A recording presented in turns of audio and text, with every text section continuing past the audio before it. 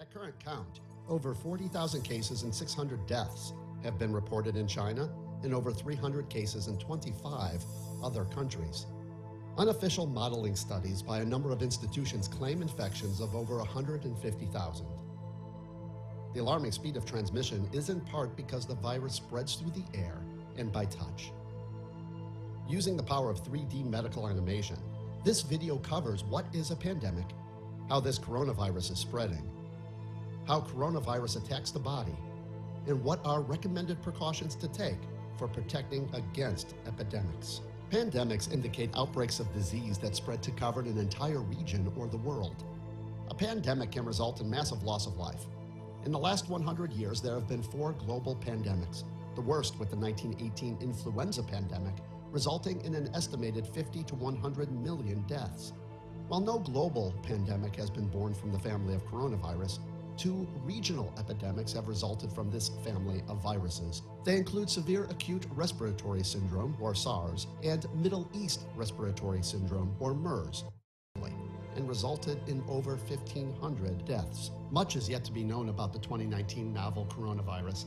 An early study of 99 infected showed a high mortality of 11%, similar to SARS, and ICU admission rates of 23%. An earlier study described a virus pathology with an 8-day incubation period, a week of infection, followed by a potential escalation to hospitalization and intensive care over another 8 to 10 days. Other indications put the mortality rate closer to 4%. The virus has, as of February 6th, over 40,000 confirmed cases in China alone, with almost 200 cases in over 25 other countries.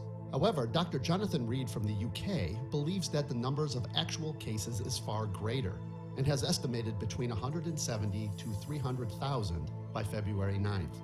This is because symptoms can be mild and escape reporting and testing. What's more, in stark contrast to SARS, some patients may be infectious in their incubation period before the onset of any symptoms. Mechanism of action of coronavirus. The 2019 novel coronavirus is a newly discovered strain from the coronavirus family that causes respiratory disease.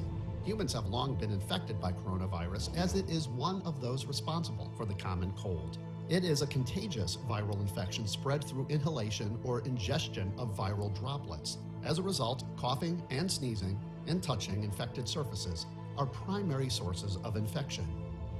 The structure of coronavirus has multiple parts. Inside the virus lies the genetic encoding that allows the virus to hijack human cells and turn them into virus factories. A protein encapsulates the genetic material known as the viral envelope. On the surface of the viron are S and HE proteins.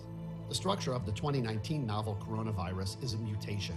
For more information on this, see the link below. The large S glycoproteins are used by the virus to gain entry to human cells.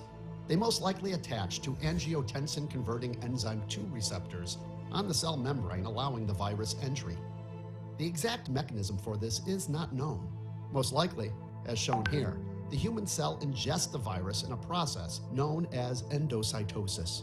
Once inside the cytoplasm, the endosome opens to reveal the virus's genetic material, a single-stranded RNA.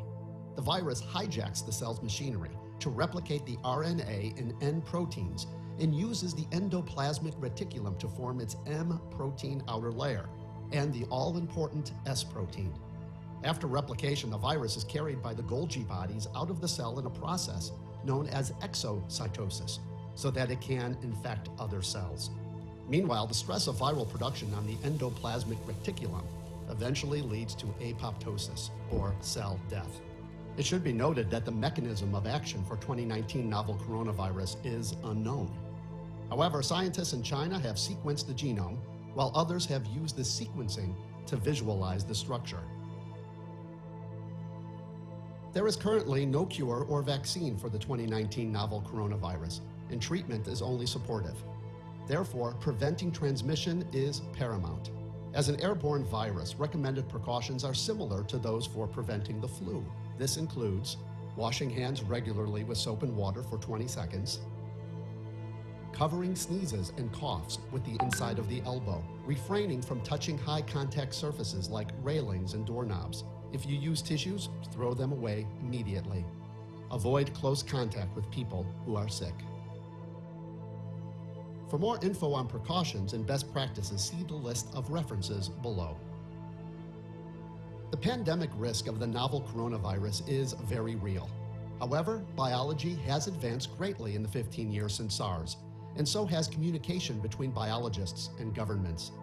China has taken monumental efforts to contain the spread of the virus. Also, some existing and experimental drugs are offering hope for treating the infection and improving outcomes. But even still, infection control habits remain paramount if humanity is to stave off a full pandemic. For further information, see the resources listed here.